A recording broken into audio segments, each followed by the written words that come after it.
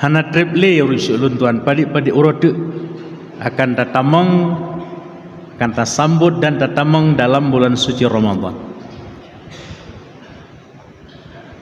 Nyo manteng kesempatan untuk getanyo laksanakan ibadah puasa sunat bulan Sya'ban.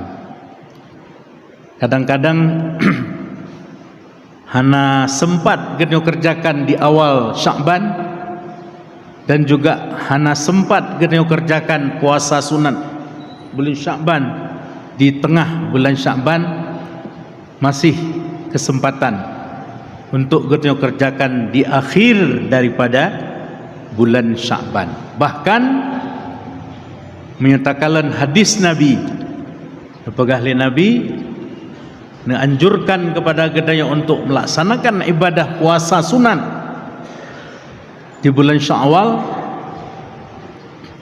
lehe uro di awal bulan Sya'ban, lehe uro di tengah bulan Sya'ban, dan leuro di akhir daripada bulan Sya'ban. Di mana merompak ba'awai silahkan di tengah, di tengah hana merompak sid silahkan kita kerjakan di akhir daripada bulan Sya'ban. Di akhir bulan Sya'ban juga hendak sempat kakeh hanali untuk ibadah sunat puasa bulan Sya'ban.